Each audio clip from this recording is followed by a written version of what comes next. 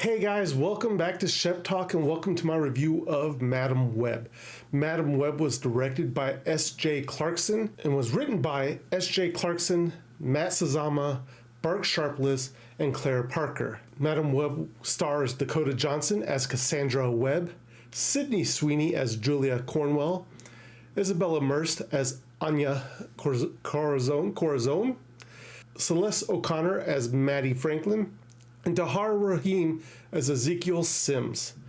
Madam Web has a runtime of 1 hour and 57 minutes. Quick synopsis.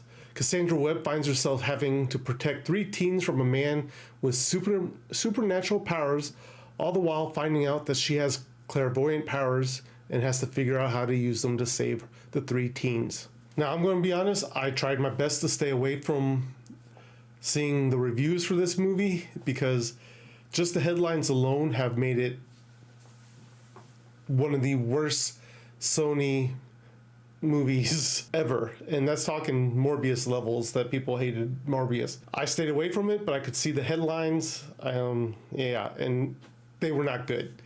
I will say, though, I did watch the first trailer. I can't remember if I did a trailer reaction video on this movie, but the trailer alone didn't make me feel like this movie was going to be particularly good. And with it coming out in February, that also put like a little damper on whether or not this movie, or that the company, the production, thought this was going to be a hit in their books. And it pains me to say this, that I try to find bright spots or things that I like throughout a movie, no matter what. And sadly, there's only one that comes to mind, and that is the 3 girls. They did a phenomenal job. I thought their chemistry was really well done.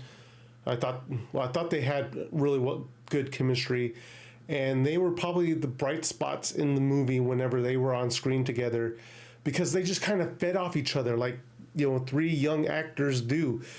They just had great chemistry together. They seemed to vibe with each other, and it brightened up the movie when they were together. But sadly, like I said, that was pretty much one of the only points I liked about this movie was, Isabel, Sydney Sweeney, and Celeste. They were pretty much the bright spots. And my list for the dislikes is a lot longer. First of all, I know this is a comic book movie.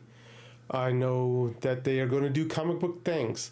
But when you set a movie in a time period, you should try to keep your technology to that time period. And they don't. The hacking and the technology the villain uses is grossly outpaced for the movie that they are shooting, or the time period they're shooting in. They hack into CCTVs and ATM cameras and everything like this in 1993. The quality was not good. You go back and you watch some of the videos from 1993, and the HD quality is not going to be the same as you get today.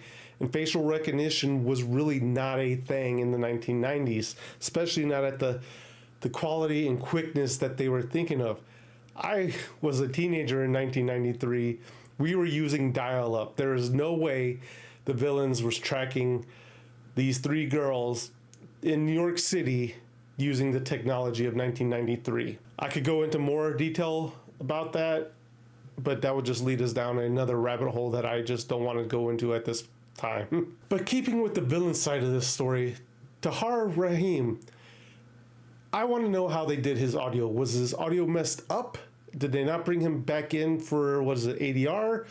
Because he sounded like he was in a badly dubbed foreign film. Every time he was on screen, it sounded like either he was talking underwater or his audio was desynced, something. I don't know how this made it into the final cut of this movie, because oh my God, this movie, you might as well put subtitles on him, because he was getting so bad. And please, director of photography, tell me the reason you chose to shoot the way that you chose to shoot.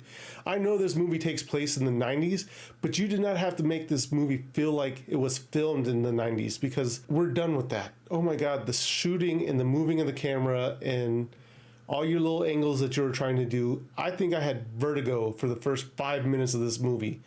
So there was no reason to say that this movie was filmed in the 1990s and to make it look like it's a 1990s movie. Dakota Johnson, girl, we know you can act.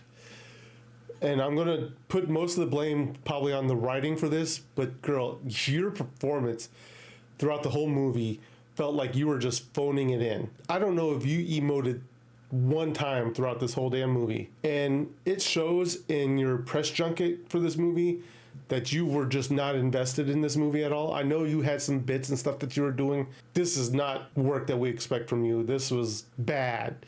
I'll blame the writing for this movie for a lot of it, but give us something. Give us a little bit more. Just don't do it for the paycheck. And continuing on with the writing, Jesus Christ almighty, like, the writers, and there was plenty of writers in this for this screenplay, seemed to take heart that this movie was being taken place in the 1990s.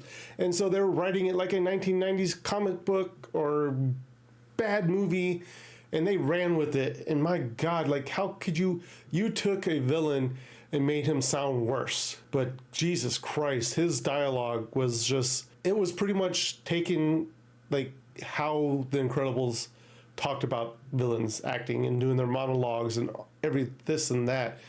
And he was just so one-dimensional that you really did not care about what his purpose was for this movie. Like, oh God, these girls are coming after to kill him.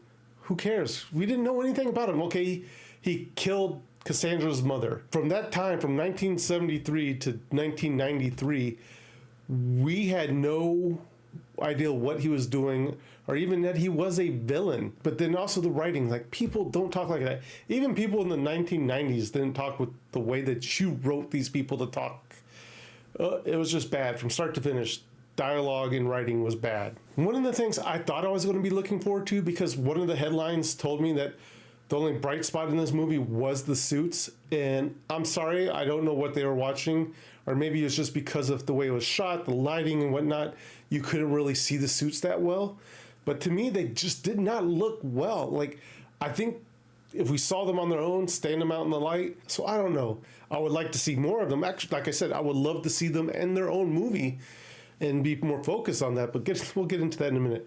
But overall, guys, okay, overall, I'm going. This will probably be like my quickest one ever. Madam's Web is another Sony movie that brings nothing to the table. It was released in February, so Sony knew that they did not have something on their hands here, and were not giving it a summer release. With having no connection to the Spider-Man or Spider-Man universe, these movies just feel lacking. Like, this movie did bring in Ben Parker. They hinted so much at Peter Parker and Aunt May, but they never said them. So I don't think even Sony has the rights to even name drop these people in the universe. I know we probably will never see this setup. We'll never see Spider-Man crossover. But God, this universe needs something more. And it hurts me that we still get Kraven and Venom 3 coming out this year, and I don't know if I'm going to have faith that the movies are going to be any better than what we're seeing now. Please pray to God that they are, but I'm not holding out hope.